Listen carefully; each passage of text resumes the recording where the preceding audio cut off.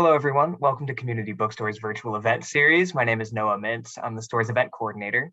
Community Bookstore is celebrating over 50 years in business, and we credit the continued support of readers and writers for this milestone. So thank you for spending the evening with us. I'm very thrilled today to be welcoming Emme Lund for the release of her novel, The Boy with a Bird in His Chest, in conversation with Isle McElroy. Now to some housekeeping before I introduce our guests. We've enabled Zoom's auto-transcribe setting. I just did that. So if your version of Zoom is up to date, hit the live transcription button at the bottom of your screen to enable closed captions. If you have any questions for tonight's guests, please click on the Q&A button, which is also at the bottom of your screen, to submit those. We will be asking them at the end of the program, so please don't be shy. There's also a chat box through which I will be posting a link to buy tonight's book if you haven't already. And we do have signed copies at community bookstores, so do put your orders in. And one caveat for tonight is that we're all at the mercy of our home internet connections, so please bear with any tech issues that might arise, and we'll try to resolve them quickly. We have a great lineup of events planned for you this spring, so head over to our website, communitybookstore.net, sign up for our newsletter to stay up to date. One that I wanted to point out in particular is next Tuesday, April 12th. We're thrilled to welcome Annie Hartnett for her new novel, Unlikely Animals, in conversation with Lindsay Weber and with a live drawing demonstration from New Yorker cartoonist Amy Kurzweil. That program is up on our website now and taking registrations. So now, a little about tonight's guests, and we'll get started. Emme Lund is an author living and writing in Portland, Oregon. She has an MFA from Mills College, and her work has appeared in Electric Literature, Time, The Rumpus, Paper Darts, and many more. In 2019, she was awarded an Oregon Literary Arts Fellowship in Fiction. The Boy with a Bird in His Chest is her first novel. And Isle McElroy is a non-binary author based in Brooklyn. Their writing has appeared in The Cut, Esquire, The Guardian, GQ, Harper's Bazaar, The Atlantic, and elsewhere. Isle has been named one of the Strand's 30 writers to watch and has received fellowships from the Bread Loaf Writers Conference, the Tin House Summer Workshop, the Sewanee Writers Conference, and the National Park Service. So now, without any further ado, I will leave it to you two. Thank you both so much for joining us. Thank you so much, Noah. I will say hello, and I will give it over to Em to open us up with a reading, and then we'll have a conversation. Thanks, Isle. Thank you, Noah. I will also say hello. So I'm going to read from just the front of the book. This is very, very first few pages, so you don't need to know a whole lot. Yeah, we're going to start off in a fictional town in Montana. There's a tradition in Morning, Montana that goes back so far no one can pinpoint the first time it was ever observed. The McElroy Bridge sits at the town's lowest point, 2,500 feet above sea level. The mountains on the west side of the bridge collect and preserve snow and ice over the winter months. When it snows, it is like a door is opened from another dimension and peace and quiet are allowed into the mountains. Then there are days of sun. The ice and snow start to melt. At night, the temperature drops and everything freezes again. The cycle continues so on and so forth until there's a slick and crunchy layer of ice that seems like it will never melt. The mountains give in to being covered in ice and snow. Some are forever just past the horizon. This moment, when the mountains finally give in to being covered in ice, is when the rain starts to fall. Then it is like another dimension is torn open, a world filled with water. Buckets and buckets of rain dump onto the mountains and onto morning. The snow melts. The melted snow joins the rain, and together they bear down the hill, a force known as Beaver Creek. Every year, without fail, Beaver Creek floods the McElroy Bridge, and every year the town gathers days before to watch. The creek climbs the concrete pillars of the bridge, carrying branches, soil, and rocks. Folks take off work. Schools are closed for days at a time. News crews stand next to the water at all hours, day and night. Lawn chairs scatter the roadway leading up to the bridge, and the chairs are striped and woven with cheap plastic of nearly every color. Red, white, and blue for the patriotic, teal, orange, and white for the adventurous. Mrs. Jones weaves between the families with her thermos full of hot cider, filling each cup and adding small nips of whiskey into the mug of anyone of age. They all wait. Anyone who sees the bridge flood at the exact moment when the water spills up and onto the road has good luck for the year. Owen was born on March 3rd, 1997, 4 weeks late, and on the first day of the absolute worst flood of 97. The baby wailed and wailed on Janice's shoulder in the back of her station wagon. Rain thundered the tin roof of the car. Her neck was craned, her eyes on the bridge. The water spilled onto the road, and with it, sticks, mud, and pine needles. It crept along the road, coming for family dens and church basements. Owen howled at the sight of the water, wailed at the feeling of fresh air in his lungs. Someone yelled at somebody else to get Janice to the hospital, to get her and her newborn baby there as soon as possible. People clapped. Janice could only smile because Owen had been born right at the magic moment when the water spilled onto the road, and she felt the lucky flood flowing inside of her son. She knew he was special, the boy born during the flood. The bird did not show up in his chest for 5 days. In that time, Owen was diagnosed incorrectly with an extreme heart murmur and was given anywhere between 1 week and 85 years to live. The hospital room was a rotating door of doctors and nurses and social workers and grief counselors. Janice called the barrage of specialists trying to remove her son, the Army of Acronyms. The Army of Acronyms was strong at the hospital, third in the world to police stations and City Hall. Janice sat in bed with her boy on her shoulder and answered their questions and let them administer their tests. But each was a soldier, moving closer and closer to taking her boy away from her. So on the second night, she got out of bed, dug her car keys out of the bottom of the hospital-issued plastic bag that contained her personal items, leaving behind her wet jeans and parka, and she left the hospital, vowing never to let another doctor near her child. She prepared to grieve. She thought at worst Owen could die at home as comfortable as possible. She turned the living room into a living memorial, placed peonies at the foot of his bassinet, cleaned his toys and arranged them near the television as an altar, and she smoked cigarettes like each one was a prayer that she whispered to the wind and blew out the dining room window. But each morning he woke up next to her. She got up, reheated a casserole left for her by a coworker, put the coffee pot on. With each day that he survived, it seemed his luck increased. She investigated her son, his little toes like pebbles, microscopic toenails, and skin somehow paler than her own, so pale and knew it was pink. On the third day, she woke up and found something seriously wrong with her boy. A large hole in his chest. 3 of his tiny, baby-sized ribs were exposed, and inside the rib cage, next to his heart and lungs, was a baby bird. He was the luckiest boy in the whole world. Owen continued to survive and grow, and so did the bird in his chest. Each day, bird and boy getting bigger, both getting chattier, developing a rapport. When Owen was 3 years old, he already knew 2 things. The first was that he was not, under any circumstances, allowed to talk about or show anyone the bird in his chest. His mother told him so one night while Owen was tucked small in the folds of the couch, the bird named Gail tucked tight asleep in his chest. His mother's elbows were on her knees, leaning forward, her face lit by the lamp in the corner. No one can know. She tapped her chest with 2 fingers. No one? No one, never. She leaned in closer to Owen, set a hand on his knee. No one, she said. They'll take you away from me, away from everyone, and they may take her away from you. She tapped her chest with 2 fingers one more time. The second thing Owen knew was that his lungs didn't always work right. Sometimes he and his mom would be at our friend Elaine's house. He'd be playing in her living room, running in circles while Gail told him jokes in his chest, whispered the punchlines up his throat so only he could hear them. And before he knew it, he'd be in a fit, wheezing and coughing, his lungs clamped shut. Some nights he woke up in the bathroom, the yellow light harsh against the cream tub. He could barely open his eyes. The bathtub faucet was a thunderous creak, and the applause of water running against the bathtub echoed off the bathroom's tiled walls. The water was so hot it burned to the touch. Even with the bathwater near boiling and his lungs clamped shut, Owen felt a pull to the water. Like all would be better if he could climb in and let it hold him.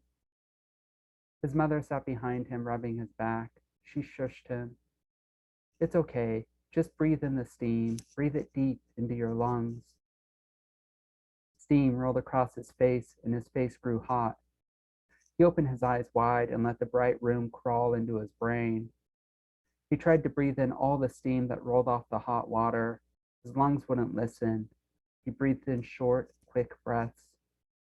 His mother wore a nightgown printed with small lilacs from the frill collar down to the hems. She stared blankly at the wall, rubbing his back and turning the water hotter and hotter. His skin reddened. Gail ran her wing down his spine, careful to leave his lungs alone. Shh, she whispered. Shh. They sat in the bathroom until the water ran cold.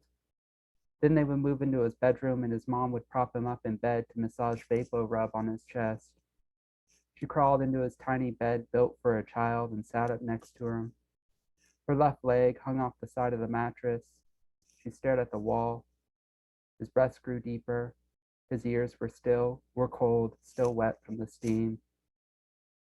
Like the sunrise, everything slowly settled until it was day again, and he could almost breathe like normal. And still, his mom would sit next to him.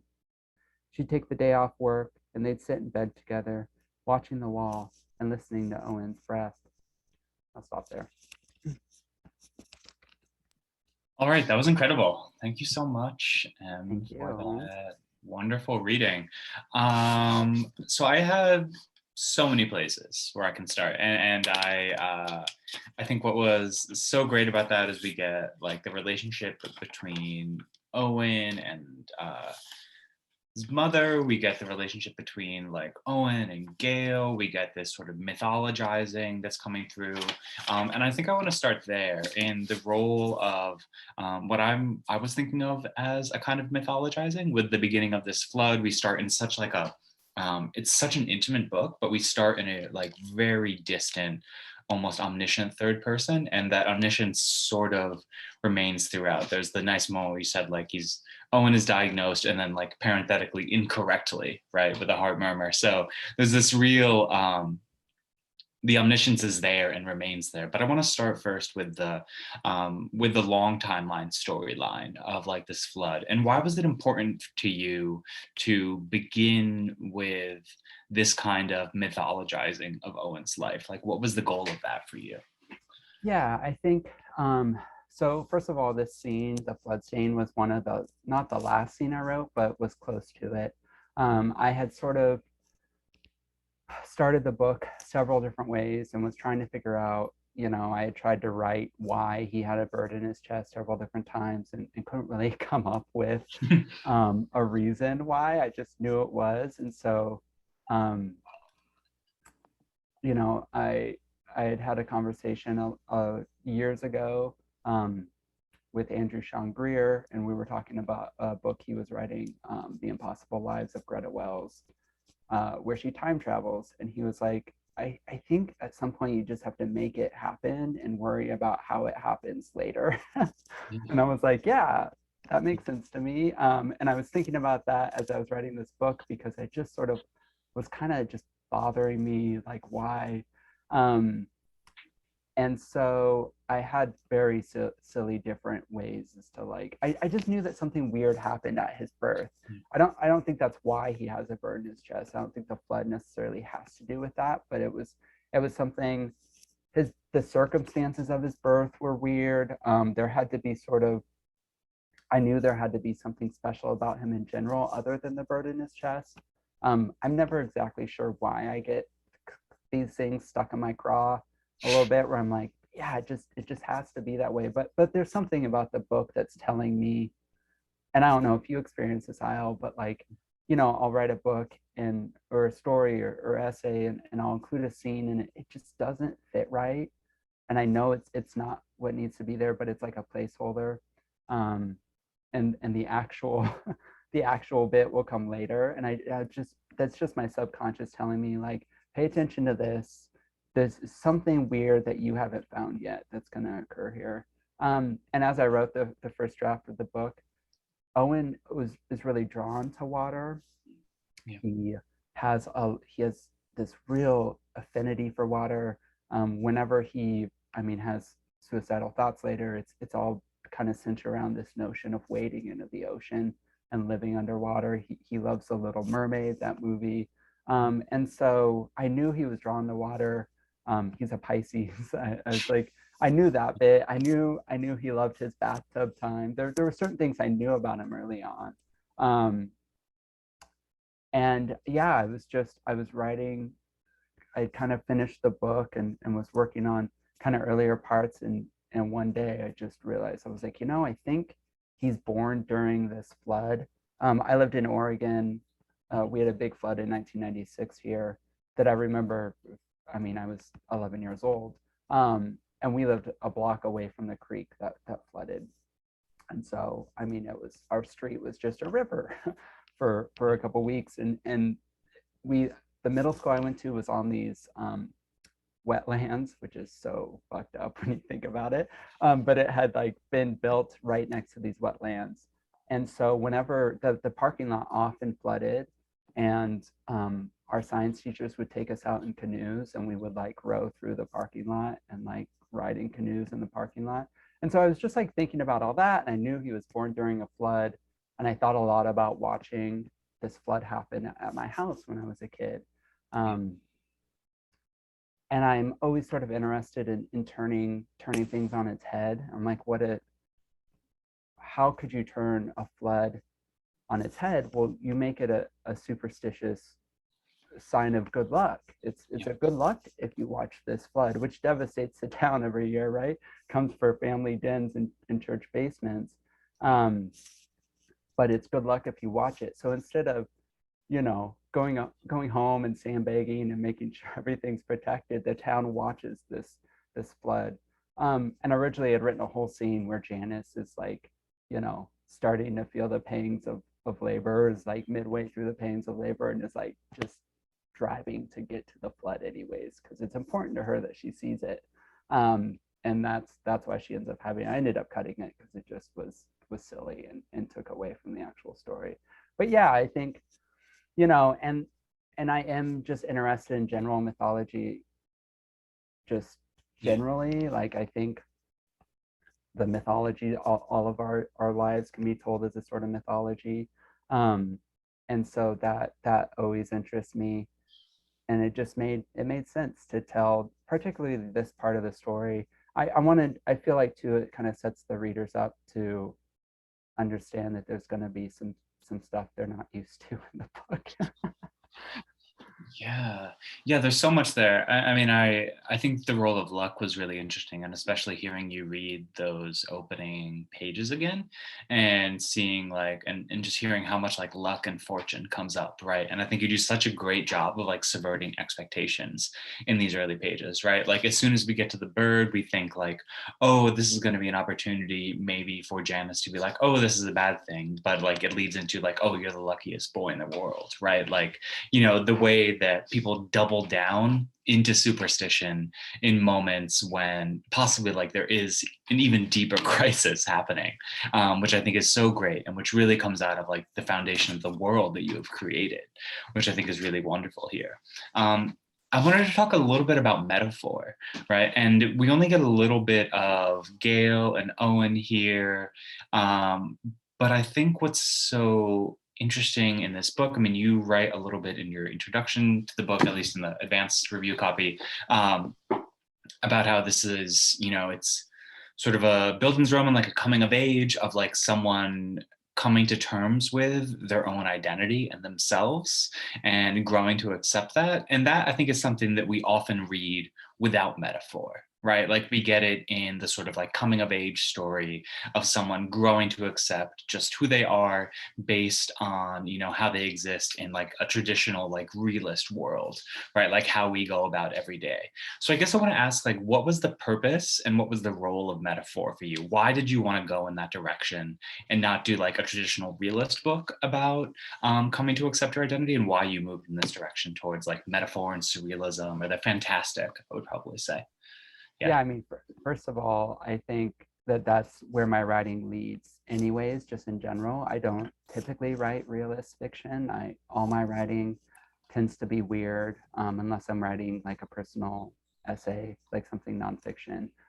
Yeah, I tend to really and the books I read I like weird books. I appreciate Slipstream, and really that's where I draw a lot of my inspiration from. And so it just makes sense that I write those kind of books. And then another thing, I mean, it's interesting. I get the question a lot. It's like, well, why didn't you just write a queer book, or why didn't you just write, like, often people use the idea of a boy with a bird in his chest as a trans metaphor. And I think that those things are sort of separate in my book. I wanted to write a book that really centered queer joy, that centered chosen family, this sort of really, I just, I appreciate coming out books. I appreciate coming of age stories, but so often they center pain and trauma. And I really wanted to write a book that centered queer joy. Not that it's only joy, not that there's some toxic positivity. I want to be real, to really capture that experience. But when I came out as queer and then later as a woman, I just experienced so much joy. And I think, I grew up in the 90s. I grew up in a very conservative evangelical household. So I spent much of middle school and high school assuming that coming out was sad and hard and that we lived sad and hard lives. Not the case at fucking all. I mean, that is what the media told us, especially in the 90s, when the only trans women we had to look up to were on Jerry Springer or Ace Ventura. And so, that's what the media, I think in a real way to keep us in the closet. Not that it isn't hard, I mean, obviously look around, there's shit going on that makes it hard, but I just experienced so much joy and I wanted to capture that. So giving this problem to Owen, giving him this thing that is a bird inside of his chest, was a way to actually give him a problem bigger than his queerness. Queerness is never his real big problem in the book. He has an encounter with some bullies because of it, but even he doesn't really understand that. And for him, it's just something that comes easy, and it's like, oh, well, yeah, I love who I love. And he really takes it in stride, and so do the people around him. And that was intentional. I wanted to write a book where, he's got sort of bigger fish to fry as far as like what people are after him for. Like he's like, he's hiding a bird in his chest and he thinks he may be the only person in the whole world who has this condition, who has this situation. So the queerness is the least of his worries, really, in a lot of ways. He's like, there's triage that he's going through. Right. Yeah. Yeah. And so, I do think there's obviously some parallels between, growing up queer and trans, particularly at a time when I was coming of age, when there were not many examples of us in pop culture, particularly in my household that was, again, very conservative, evangelical Christian household, where the only time I ever heard about queer or trans people was from the pulpit, and it was that we were evil and ruining the world. So I do think there are definitely parallels between, feeling like you may be the only person in the whole world who feels a certain way, and not understanding what that means, and not knowing how to talk to other people about it, because in order to talk to other people about it, you have to share the secret that is so big. So there's definitely parallels, and it's definitely about queerness, but he also, aside from the bird in his chest, is queer, and that is explicit in the work. If that makes sense.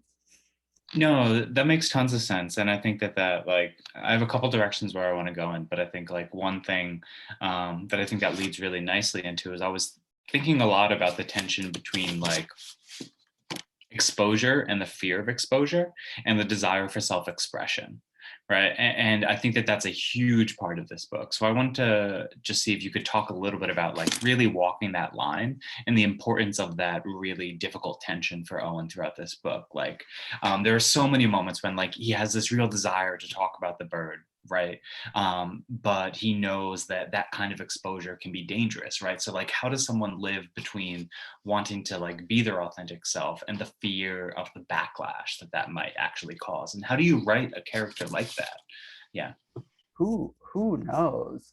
Yeah, I still Yeah. don't know that Yeah. line. I mean, I eventually Yeah. I reached a point in my 30s where I just decided to jump over the line and say, fuck it, I'm just gonna live Thank God for our impulsively. 30s, right? Like, Yeah. well, yeah. Thank God. Thank God for 30s. We accept the back pain for the Yes. fuck it mentality. Yeah. Yeah. Easy trade. Easy would make it 100 times over. Yeah, I think I don't really know how to walk that line. I mean, it is up to the individual. I think I wonder still how much Owen has to worry about. I mean, there are real world dangers that he encounters with sharing the bird in his chest, right? We know that there are tangible dangers that come up in the book when he shares the bird in his chest, or when the bird's discovered, when Gail's discovered. But also his mother is paranoid, and I mean for good reason. But she is so worried about him that she really feeds her paranoia to him. And throughout the book, I mean, even after there's the point where she sends him to live with her brother and niece in Puget Sound, she calls him only to make him freak out. Like the only time she ever calls him is because she's worried about him and worried that someone's going to find out about the bird in his chest. And I think that's sort of how it happens for us. I don't think we're born scared to tell people who we are. I think the world tells us that it's scary to tell people who we are. But I think that desire to be seen and known exists anyways. It exists in spite of that. So, I mean, for me, I really just thought about, how could Owen feel? He takes a risk every time he tells someone about the bird in his chest, but he also feels some sort of safety in doing so, whether it's because he's on drugs, or because he does share it with his cousin, and it's at a moment of deep vulnerability. He's already so vulnerable when he shares it with her that I think he needs help. And sometimes that's what gets us to take that step forward and share ourselves with others, is when we're at our most vulnerable and when we really we need help from someone else. So that was very present in my mind, and just how we make these decisions. We use our gut. Gail's his gut in a lot of ways. She talks to him. She does what she calls sharing the air with him, which is where she kind of shares what other people are feeling, or what the tension in the air feels like. And so when he finally does decide to tell people, he has gut feelings that they're safe people. He knows them. He's friends with them. Yeah, in the book, I think a lot about where Owen is now after the book, and I'm hoping he's told a lot more people. I mean, We have Owen with us. Well, yeah. Yeah. Yeah, and Yeah. I think, but yeah, it's a fine line. It's like, Yeah. I mean, do I go up to every single stranger on the street and I'm like, hello, my name is Em, I'm a trans woman, lesbian, no. But also I'm very out, and also I live in Portland, Oregon, where it's not always safe, but it's one of the safer. It's a big city. There are a lot of visibly trans people here. Yeah, it's a tricky line to walk, and we can only do what's best for us. But I know that I've never once regretted telling someone who I am. Yeah. So I want to step back and talk a little bit about the role. There are a couple things that this is sort of like a two-part question. So I want to talk specifically about Janice, and the role that she plays. It was interesting you brought up paranoia, and I think that's absolutely something that like came up for me, right? Like this line between like paranoia and parenthood, right? Like where are you like being paranoid, and where are you just like being a parent because like, you know, they've had more experience of the world and like they know what's actually going to happen. And so I guess what I want to ask is like, what is the role of family in this book, right? Because I think we have a lot of different types of family. We have the construction of like a chosen family that Owen moves towards. We also have the family that he is born into. And I think what's so interesting about Janice, I mean, it's been a while since I've read it. So if you have read it and you're in the group chat or you are do not hold me accountable. But I'm thinking of like Sarah Ahmed's like The Promise of Happiness, right? And like the sort of like queer happiness, and parents saying like, I just want you to be happy, and that's why I don't want you to be queer, right? Like, and that almost seems like a parallel to Janice, who's like, I just want you to be happy, so I want you to tell no one about this thing that is like central to your identity. So can you talk a little bit about creating a character who is so like believably like loving in her desire to protect her child, even though that desire oftentimes means suppressing that child's identity? And from there, I want to talk a little bit more about family more broadly in the book, but let's start with that one. Yeah. Yeah, I think, you know, Janice is such a complicated, she was such a complicated character to write, and something that I really struggled to walk the line of like, you know, I will say that when I approach my writing, no, I bring no moral judgments to my character. No characters are good or bad. They're people who do good or bad things. And I simply just try to lay those events on the page. So it was walking a fine line of like making sure that those moments where Janice really cares for her son come through. But we also understand that she's hurting him in many ways. At the beginning of the book, she is 19 years old. She is a single mother, and she has this experience at the hospital where they tell her son is going to die, and then they just never leave her alone with her son. They just send in, right, the grief counselors and CPS and who she calls the Army of Acronyms. Yeah. And it's nonstop, and it really paints the rest of the book and her relationship to Owen. She's forever afraid that they're going to find him, and you know, that was just because he had a heart murmur. So what are they going to do if they find out that he actually has a bird in his chest, and is a medical anomaly? But yeah, I really wanted to walk that line. I think everything she does for Owen is out of care and love for him. And I think also she's just struggling and doesn't really have a lot of people she can reach out to. She's estranged from her parents. She has a friend who she talks to, but she really doesn't have a community. She doesn't have a lot of people supporting her, and she can't even go to anyone in that community with her problem because she's so afraid of people finding out about Owen. Yeah, and I think that was my experience as a kid. I mean, that is, I had parents who, I think everyone is doing their best, and I think they were certainly doing their best. And also, I think they tried to keep me from things that they should not have kept me from, out of fear for what I would become, out of fear that I would grow up unhappy. Right? There's a scene later. You brought up the queer happiness notion, where Tennessee, who's Owen's cousin, comes out to her father Bob, as queer, and his response is something like, "Oh, it's going to be so hard for you." And you know, he's sad, and she's like, "Everyone's gay now. You're so old. Like, get over it." Yeah. Basically, yeah. But you know, I think that is, you know, there's a generational thing that's happening where, you know, between Bob and Tennessee, these two characters, there's 20 years, and a lot has changed in that time.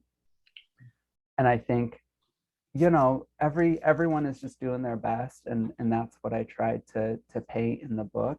But yeah, it's tricky. What is care and love for someone? How do we protect our loved ones and not also shelter them from them? We can't protect them from everything.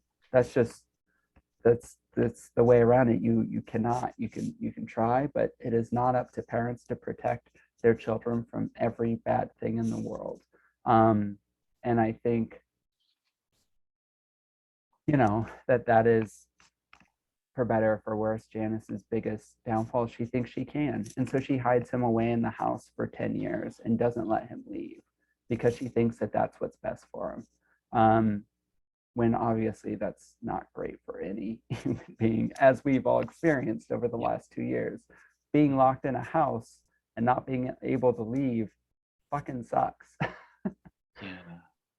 Yeah, not good. I mean, and I think that's what's so interesting about her characters. That all of this is done out of love, right? Like, it's not done out of like cruelty. It's not done out of some desire to like suppress him or like make him like ashamed of himself. Like, so much of it is out of like protection, and which I think is like so interesting is like, even, I mean, this desire to like keep children away from learning about the world, like it's can seem like a good thing, but like is perverted into something as like just like dastardly as like the don't say gay bill or something like that, right? Like it, but like when it's brought to its extreme, it becomes just like dehumanizing and unethical and just like repressive, right? Or like fascist, truly. Right? Yeah. And like so I talked about this on my Twitter today, but I've been getting a lot of, more than I thought I would,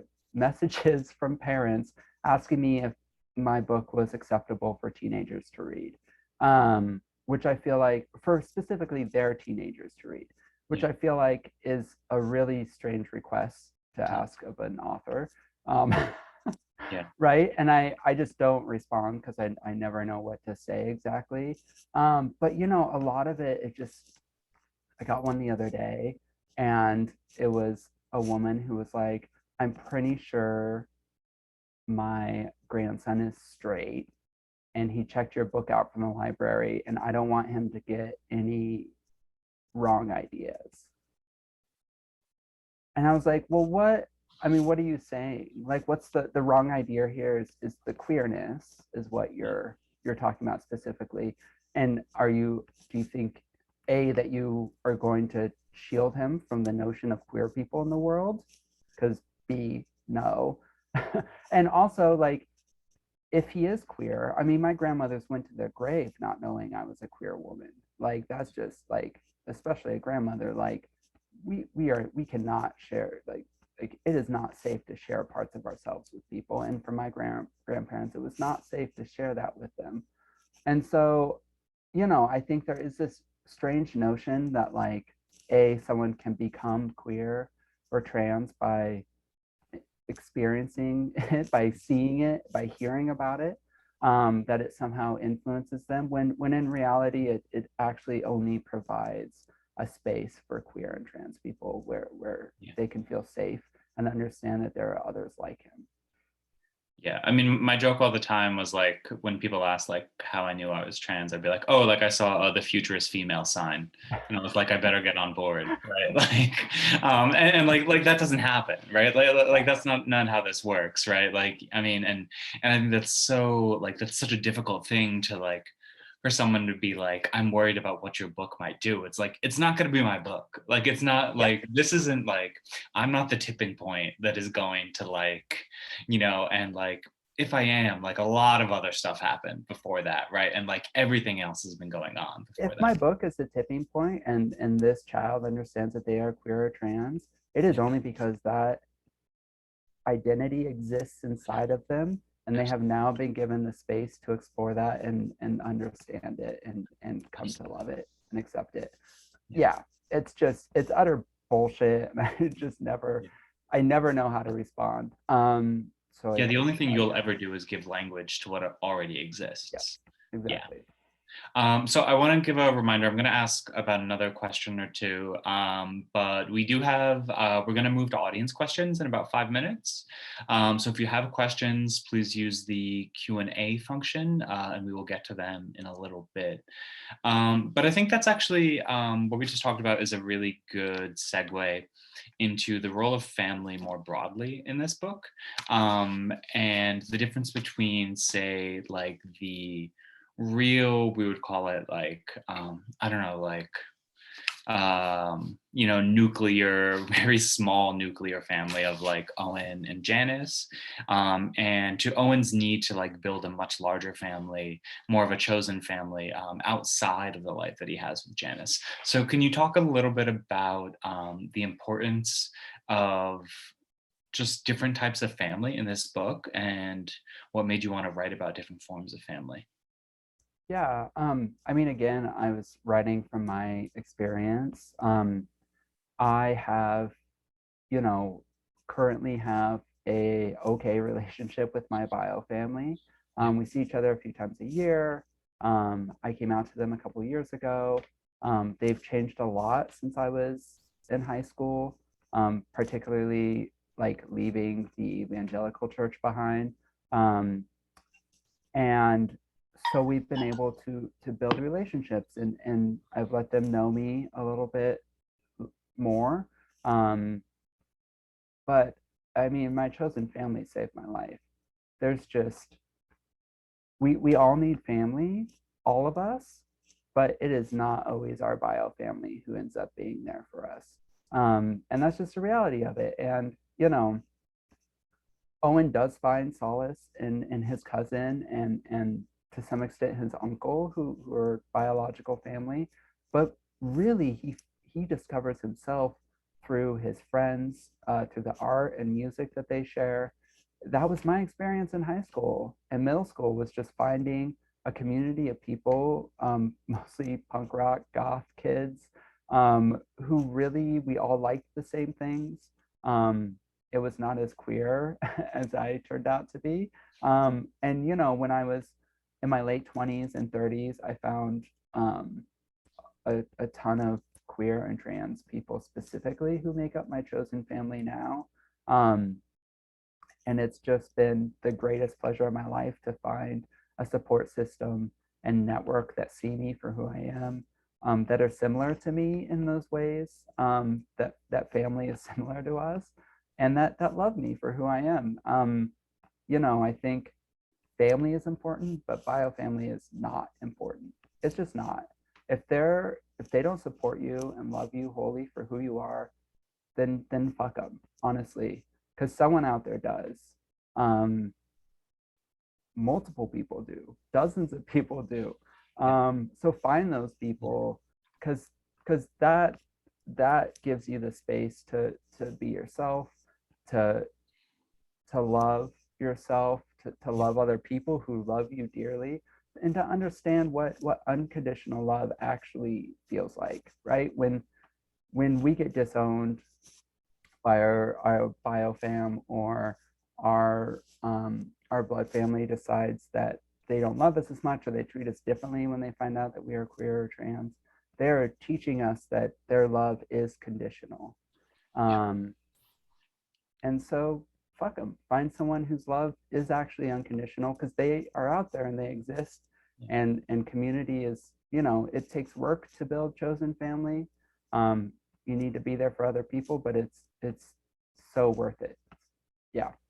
And so it was important for me to capture that in the book, and to, you know, to demonstrate what that can feel like. I feel like in many ways I wrote the sort of college experience I wished I had sort of gotten. I mean, I did grow up going to a bunch of DIY punk shows, and falling in with a group of like witchy punk goth kids who really supported me and loved me, and let me be myself. But again, it was less queer. This was 2002, so it was different. But you know, I really wanted that for Owen, and I thought he deserved it. And again, it was a book about queer joy, And there's so much queer joy to be found in our chosen family, and in our community. So I had to absolutely write about that. Yeah, that was such an amazing answer. Okay, so I want to move to some of the Q&A that we're getting from the audience.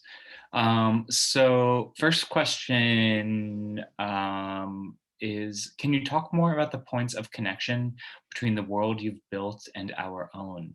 I'm thinking especially about the Army of Acronyms. Where does that come from? I think the Army of Acronyms comes from our experience as in the world. It is not lost on me that this book sold in June 2020. So I had written it before a lot of the anti-trans legislation that started popping up last year and is still going full force this year. But I was well acquainted with medical gatekeeping, keeping trans people from hormones, the fact that legislators legislate against us constantly, that the police brutalize Black communities, that poor folks often get children taken away from them, that these services that are set up, these social services that we have, and the book I dubbed the Army of Acronyms, that are really government bureaucracies, are designed to help a certain subset of our population: white, cis, able-bodied, middle class, and above people, and no one else. It is no matter what the system says, it does not care about the rest of society. And so when I was writing the book, it made sense to me that Janice would be most paranoid of the medical system, particularly because of the way that it treats what medical anomalies or again, patients that are not white, cis, able-bodied patients. And so that just absolutely made sense. I think I've done so many podcast interviews and I've been asked over and over again, they're like, how did you come up with the Army of Acronyms? And every time I'm like, I did not come up with it. Yeah. I literally just wrote the world as I saw it, and as I experienced it, as my friends experienced it. I think, George Saunders always says, take one or two things and make it weird, and then everything else is real. And so I thought a lot about, I always think about that when I'm working on fiction. And so my weird things was just a boy with a bird in his chest, and later on there's a flower that glows. And everything else I just pulled from our reality. So I hope there's a lot of connections between our world and the book's world, but the Army of Acronyms is definitely one of the biggest ones. Yeah, I mean, what that reminds me of is just like, I mean, this is like a question of like stylizing, right? It's like you're not calling it like the great bureaucracy, right? Like you're calling it the Army of Acronyms, which I think is so interesting. Is like that's what art does, right? Like we can call this like defamiliarization, right? Like what you're making us see this thing that like already exists, but in a way we're able to see the insidiousness of it, which I think is so powerful in the book, right? Like we see it for what it is, and I think throughout there's just this real like, I mean, it's a literal army, right? So there's something so like bellicose about it that it's like there and is this literal threat for the characters, which I think is just so really well done. Okay, so let's move on to another question. More broadly, what do you read when you're writing, or is there anything you avoid? Who or what are some of the influences on this book in particular? So I read a ton while I'm writing. Every morning begins with me reading for about an hour before I go to my studio to write. And typically I read fiction, although not always. Sometimes I read nonfiction, and I just read whatever book I'm reading at the time. and then while I'm writing specifically, I always have collections of poetry that I read, which are just sort of a way for me to be able to pick some, like I just will lose steam and will start to fade and feel like I'm losing connection to the book, and I'll pick up poetry, and it's something I could read kind of quickly, and it's such attention to language and metaphor and allegory, and it's really so compact that I can read 2 or 3, sometimes one poem, and I'm inspired again to write. The book I thought the most about when I was writing this, and I probably read it 10 times, was Tom Spanbauer's Now is the Hour. Fantastic, fantastic book about a queer boy growing up in rural Idaho in the 70s. He just wants to get out of town. Such a good book. And I think it was one of the first encounters of a specific coming of age story that really centered queer joy.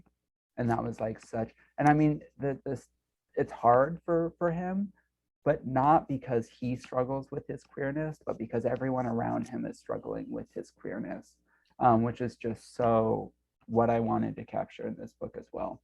I also, the poetry I was reading a lot while I was writing this was a lot of Banu Kapil, who's just such a fantastic poet. She does this really wonderful thing where she sort of weaves real and mythologies and sort of magical elements into her poetry. And I read her book, The Vertical Interrogation of Strangers, early on in grad school, and it really just sort of messed me up. She sort of maybe makes up these interviews, maybe they're real interviews she does with women, and they're all so strange and really beautiful.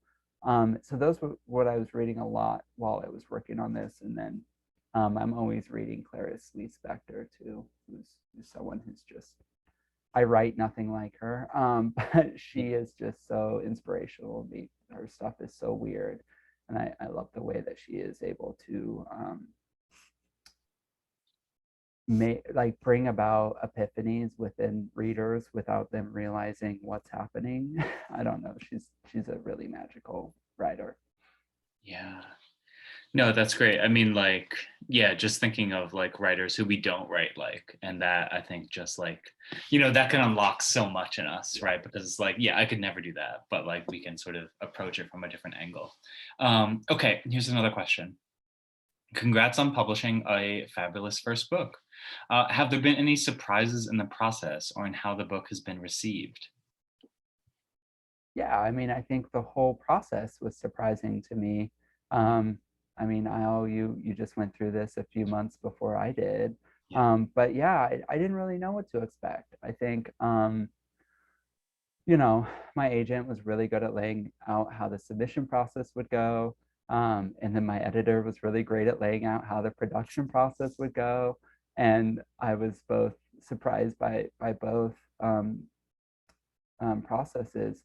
Yeah, I think on submission, I was surprised by just how anxious I was. I was not ready.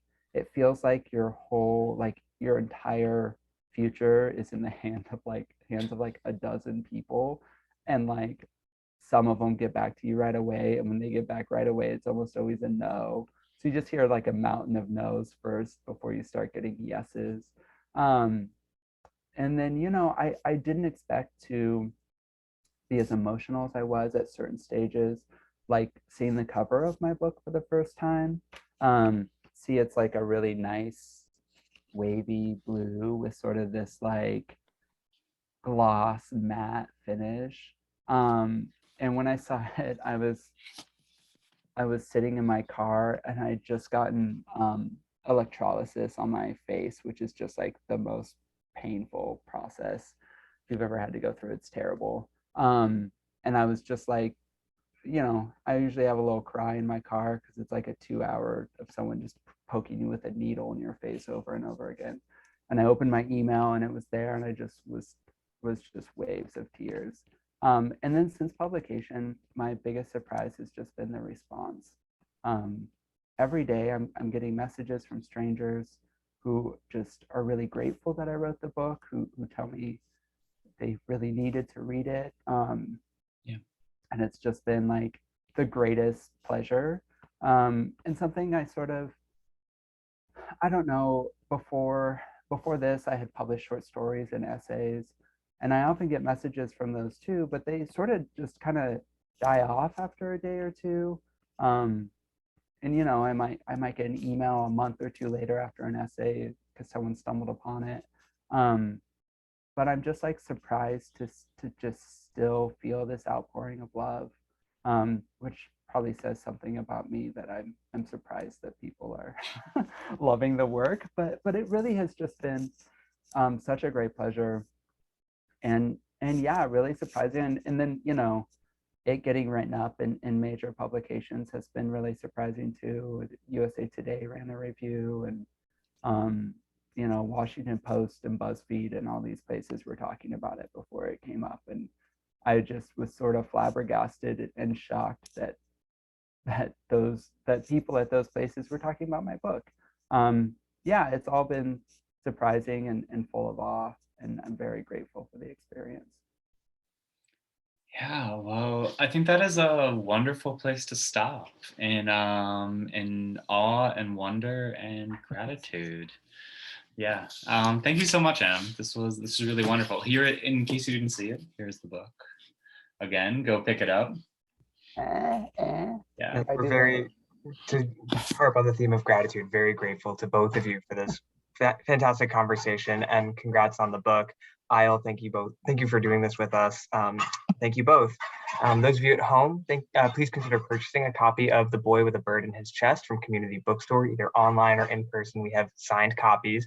We also have signed copies of Isle's book, The Atmospherians. So stop by and pick up a copy of both. And we hope to see you at another virtual event very soon. Thanks for joining us. Have a great evening, everyone. Thank you so much. Appreciate you all. Thanks, Thank Isle. you. Thanks, Community Bookstore, for having us. Appreciate you. Thanks, everyone. Good night. Bye.